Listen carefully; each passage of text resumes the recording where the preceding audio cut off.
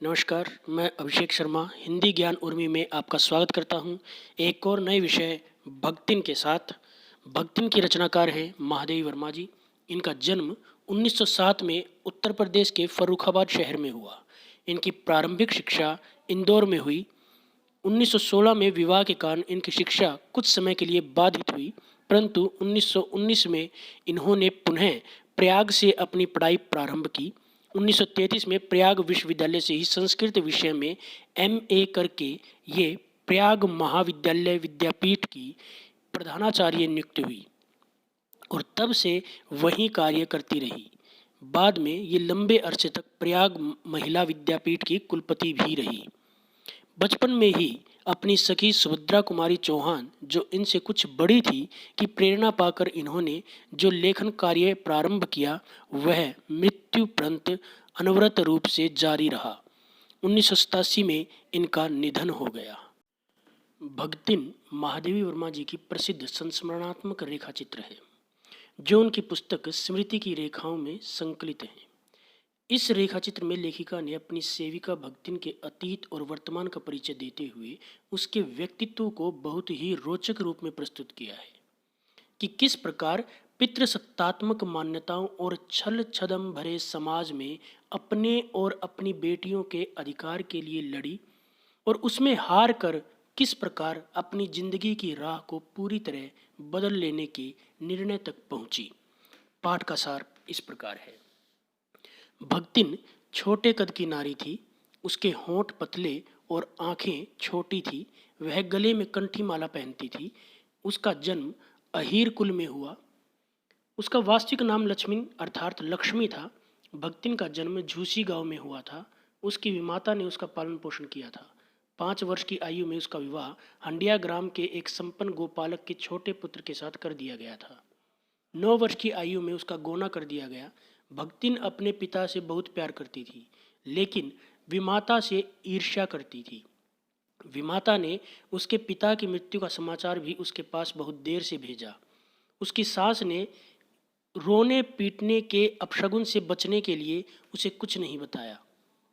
यह कहकर उसे मायके भेज दिया कि वह बहुत दिनों से मायके नहीं गई, इसलिए मायके जाकर मिल आए।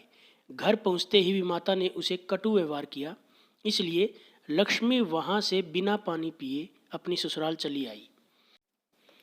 भक्तिन ने 3 बेटियों को जन्म दिया, जबकि उसकी सास के 3 पुत्र थे और जेठानियों ने भी पुत्रों को जन्म दिया था।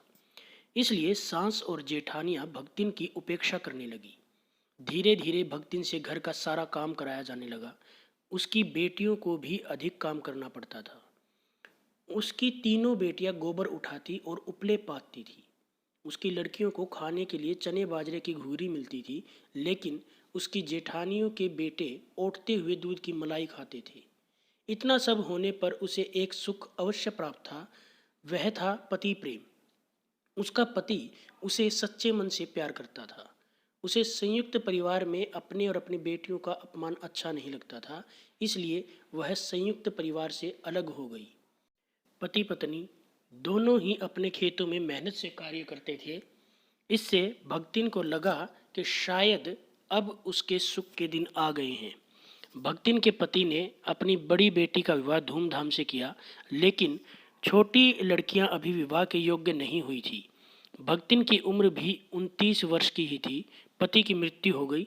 ससुराल वालों ने भक्तिन को दूसरा विवाह करने की सलाह दी, क्योंकि वे उसकी संपत्ति पर अधिकार करना चाहते थे। लेकिन भक्तिन ने इस प्रस्ताव को ठुकरा दिया। उसने छोटी बेटियों का विवाह करने के पश्चात सबसे बड़े दामाद को घर जमाई बना लिया।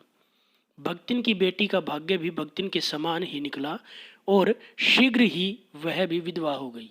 जेठ का बड़ा बेटा अपनी विधवा बहन का विवाह अपने तीतरबाज साले के साथ करवाना चाहता था। परिवार वालों और पंचायत के साथ मिलकर उसने अपनी इस मंशा को अंजाम भी दे दिया। इस सारी घटना का मुख्य कारण भक्तिन की संपत्ति का लालच था। तीतरबाज युवक दिन भर तीतर लड़ाता, खेती बाड़ी की ओर उसका कोई ध्यान नहीं था। धीरे धीरे भक्तिन के घर में गरीबी आ गई। भक्तिन बेचारी लगान भी अदा नहीं कर सकी। लगान अदा न करने के कारण एक दिन जमींदार ने भक्तिन को दिन भर धूप में खड़ा करके रखा और उसे अपमानित किया। भक्तिन इस अपमान को सहन नहीं कर पाई और गांव छोड़कर काम की तलाश में फर्रुख शहर में आ गई।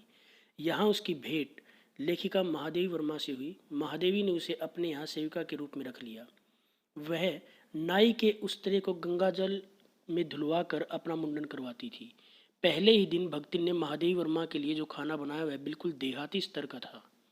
धीरे धीरे महादेवी वर्मा को यह देहाती खाने की आदत डालने लगी। भक्तिन महादेवी के घर इधर उधर पड़े हुए पैसों का भंडार घर मटकी में छिपा कर रख देती। महादेवी ने उसको अनेक बार सिर मुंडवाने से मना किया, लेकिन उसने तीर्थ मुंडाए सिर कहकर अपनी बात का समर्थन किया। भक्तिन को पढ़ना लिखना नहीं आता था, लेकिन वह हर काम समय पर पढ़ाई लिखाई में लेखिका की मदद के लिए तैयार रहती थी। कभी वह उत्तर पुस्तिकाओं को बांधती, कभी अधूरे चित्रों को कोने में रखती, कभी रंग की प्याली को धोकर एक कोने में रखती, कभी चटाई को अपने आंचल से झाड़ती। जब लेखिका की कोई पुस्तक प्रकाशित होती तो उसे अत्यधिक प्रसन्नता होती थी। सेवा की भावना उसमें कूट कूट कर भरी हुई थी। लेकिन ऐसा नहीं कि भक्तिन में दुर्गुणों का अभाव था। वह घर में इधर उधर पड़े हुए पैसों को छिपा कर रख लेती थी।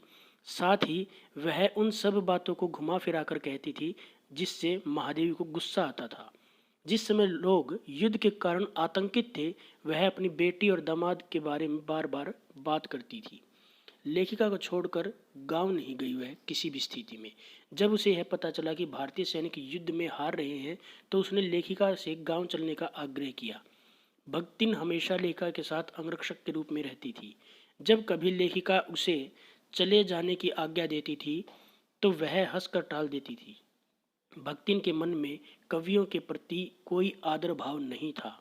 उसे जेल से बहुत डर लगता था, लेकिन जब उसे यह पता चला कि लेखिका के जेल जाना पड़ेगा तो वह उनके साथ जेल जाने को तैयार हो गई।